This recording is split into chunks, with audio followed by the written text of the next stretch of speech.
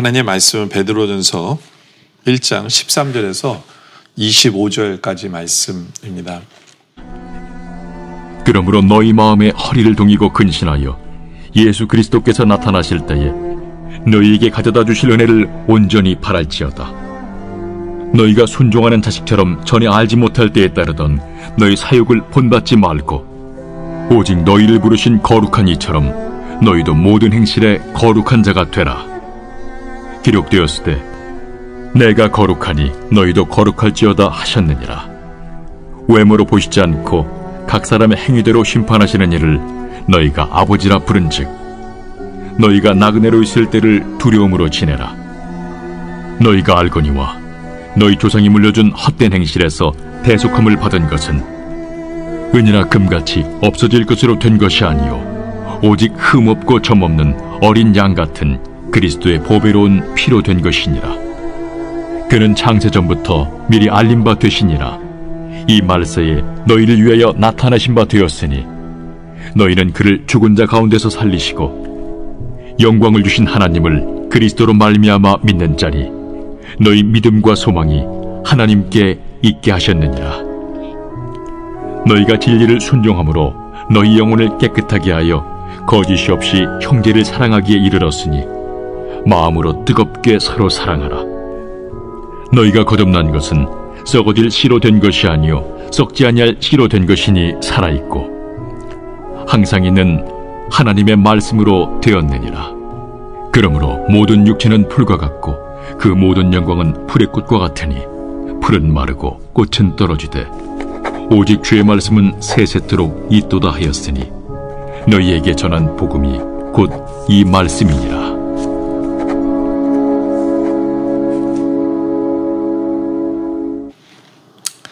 13절에 보면 그러므로 너희 마음에 허리를 동이고 근신하여 예수 그리스도께서 나타나실 때 너희에게 가져다 주실 은혜를 온전히 바랄지어다. 네. 예수 그리스도께서 나타나실 때 종말의 때겠죠. 그렇죠? 그 마지막 때를 준비하며 살라는 거예요. 어떻게? 허리를 동이고, 이건 얘기는 뭐냐면 정신을 차리고라는 말과 똑같습니다. 옛날 사람들은 이게 치마 비슷한 걸 입었기 때문에 뭔가 이렇게 제대로 레디고 할 수 있도록 할 때 허리를 동이는 거거든요. 그러니까 정신을 딱 차리는 거예요. 이제 때가 왔다. 언제인지 모른다. 준비해야지 하는 이런 모습이에요. 그리고 근신하여, 그건 뭐냐면 마음을 단련하여 주님의 때를 준비하는 거죠. 그러면 어떻게 되느냐? 너에게 가져다 주실 은혜를 온전히 바랄지어다. 하나님께 주시는 은혜를 우리가 온전히 체험하게 되는 거예요. 그리고 엄밀히 말하면 이 하나님이 주시는 이 은혜는 이미 우리가 받고 있어요. 바로 그것에 대한 설명을 이제 베드로가 하고 있습니다. 바로 그 은혜가 뭐냐? 첫째는 우리가 하나님의 자녀라는 거예요. 16절에 보면, 14절에 보면 너희가 순종하는 자식처럼, 그렇죠? 네. 전에는 자식이 아니었어요. 우리는 자식처럼 안 살아요. 근데 이제는 하나님의 자녀가 되었어요. 하나님의 자녀가 되다 보니까 어떻게 살아야 돼요? 자녀처럼, 하나님의 자녀처럼 살아야 되는 것이 우리죠. 그렇죠? 이것을 깨달아 알아야 돼요. 그러니까 하나님의 자녀처럼 산다는 게 뭐냐 하면 전에 알지 못했는데 따랐던 너희 사역을 본받지 말고, 그러니까 우리는 내 뜻대로 살 수가 없어요. 이제 하나님의 자녀니까. 고아처럼 살 수가 없어요. 그렇죠? 옛날에 사역대로 살지 못해요.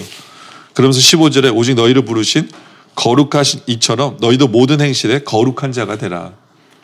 뭐냐하면 우리를 부르신 우리 하나님이 거룩하신 분이기 때문에, 그분의 자녀이기 때문에 우리는 당연히 뭐 해야 돼요? 거룩한 사람이 돼야 돼요. 그래서 16절에 보면 기록되어서 내가 거룩하니 너희도 거룩할지어다. 우리가 거룩하게 살아야 되는 건요, 의무일 뿐만 아니라 이건 은혜예요. 이건 자녀이기 때문에 당연한 거예요. 자녀이기 때문에 당연한 겁니다. 하나님의 거룩하심을 물려받는 거고, 물려받아야만 한 거고, 그 거룩하심을 닮아가야만 하는 거예요. 왜요? 하나님의 자녀이기 때문에. 하나님. 그래서 나중에 저 천국에서는 그냥 하나님의 형상으로 살아가는 거죠. 완전히 거룩함으로 살아가는 거예요. 결국에는 그게 천국이에요. 천국이에요. 그 은혜를 하나님 이미 우리에게도 주셨고 저 천국에서 누릴 하나님의 자녀로서 살아갈 수 있는 은혜를 우리에게 주신 거죠. 그렇죠? 이 모든 것이 어떻게 되어진 거냐? 18절에 보면 너희가 알거니와 너희 조상이 물려준 헛된 행실에서 대속함을 받은 것은 은이나 금같이 없어질 것으로 된 것이 아니요 19절에 오직 흠없고 점없는 어린 양 같은 그리스도의 보배로운 피로 된 거예요. 우리가 자녀된 것은 예수 그리스도의 피로 된 은혜라는 거죠. 은혜예요. 예. 그런데 이 말씀을 하기 전에 17절에 보면 이 말씀이 있어요. 외모로 보시지 않고 각 사람 행위대로 심판하시는 일을 너희가 아버지라 부른즉 너희가 나그네를 했을 때 두려움으로 지내라 라고 얘기합니다. 왜냐하면 우리 하나님은 중심을 보시고 우리의 행위를 보시는 하나님이기 때문에. 근데 우리가 이 말씀만 보면 17절을 잘못 보면 이렇게 왜곡할 수가 있어요. 뭐냐면 행위를 보시니까 우리가 행위를 똑바로 안 하면 우리는 지옥 가나? 예? 그래서 우리는 두려워하라는 건가? 그렇게 착각할 수가 있잖아요. 그래서 18절을 말씀하신 거예요. 아니다. 너희가 의롭된 것은 너희가 구원을 얻는 것은 예수 그리스도의 보혈의 피로 의롭된 거고 구원을 얻는 거야. 그러니까 구원을 받고 안 받고 얘기를 하자는 게 아니라는 거죠. 예? 그러나 그 구원의 은혜 때문에 우리를 그 피로 거룩하게 하시는 그 피의 은혜로 구원을 얻었기 때문에 우리는 어떻게 되느냐? 예? 두려움으로 하나님을 경외함으로 거룩함을 이루며 살아야 된다라는 것을 우리에게 설명하는 거예요.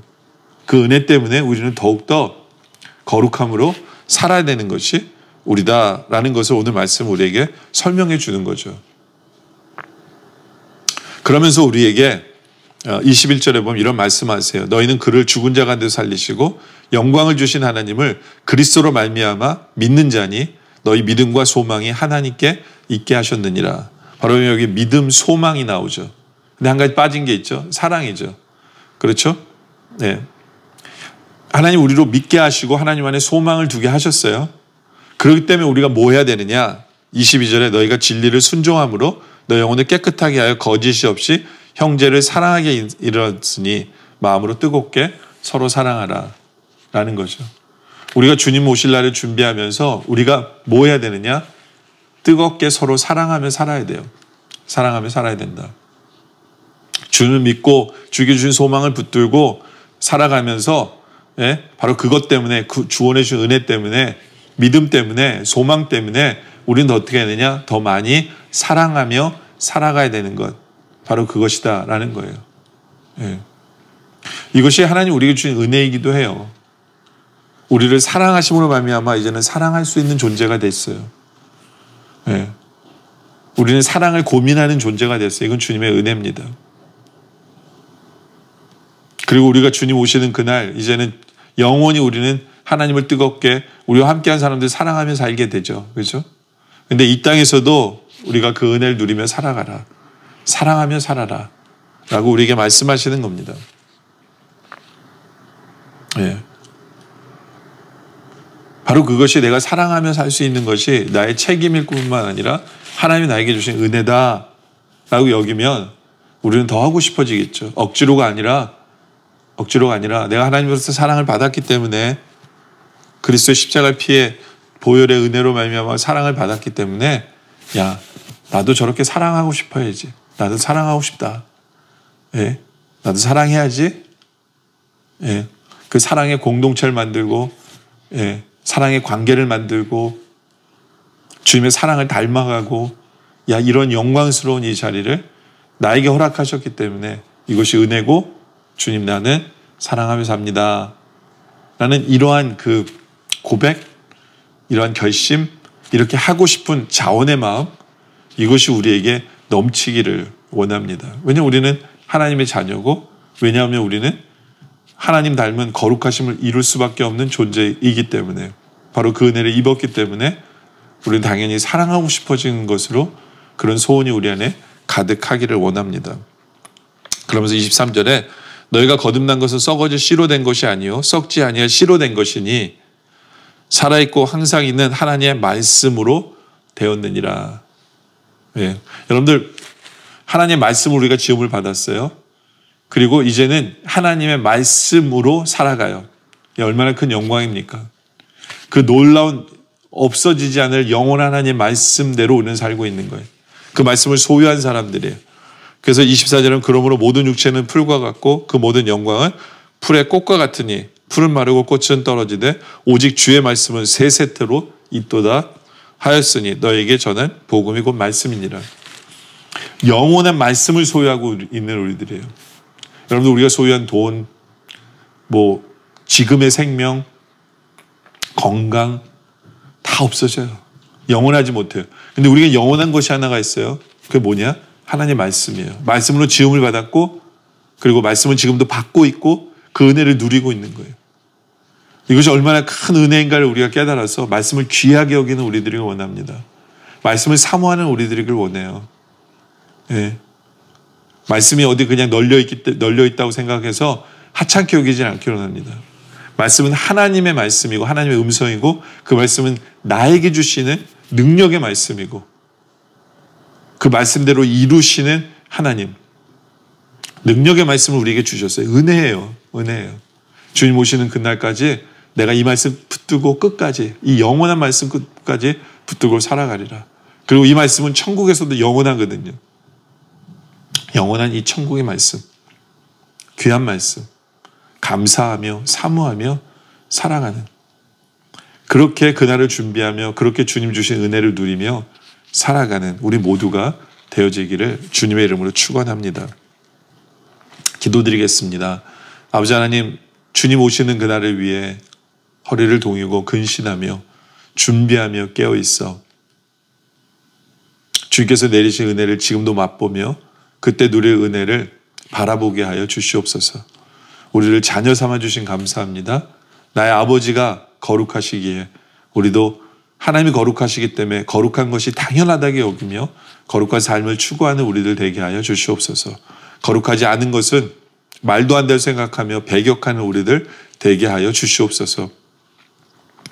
아버지 하나님, 항상 주님 오시는 그날을 바라보면서 그리스도의 보혈로 인하여 그 더러운 죄 때문에 주님께서 죽으신 그 보혈을 바라보면서 이제는 죄악을 물리치고 그렇게 살지 못하는 나의 삶을 두려워하게 하여 주시옵소서. 하나님을 경외함으로 말미암아 더욱더 거룩한 삶을 살아가는 우리들 되게 하여 주시옵소서. 또 거룩하신 하나님을 본받아 우리도 뜨겁게 사랑하는 우리들 되게 하여 주시옵소서. 사랑할 수 있게 해주신 그 하나님의 은혜를 보게 하시고 사랑하라고 말씀해 주신 그것을 은혜로 여기며 정말 사랑하며 살아가는 우리들 되게 하시고 영원한 하나님의 말씀이 우리에게 있음을 우리가 또 감격하며 감사하며 사모하며 기쁘게 이 말씀 붙들고 살아가는 우리 모두가 되게 하여 주시옵소서. 아버지 하나님, 주님 주실 그날에 맛볼 그 모든 은혜를 지금도 맛보게 하신 주님의 은혜에 감사합니다. 그날을 준비하며 사랑하며 거룩하며 말씀을 붙들며 하나님의 자녀답게 사는 우리 모두 되게 하여 주시옵소서. 계속된 기도 속에 주님 함께하여 주시옵소서. 예수님의 이름으로 기도드립니다. 아멘.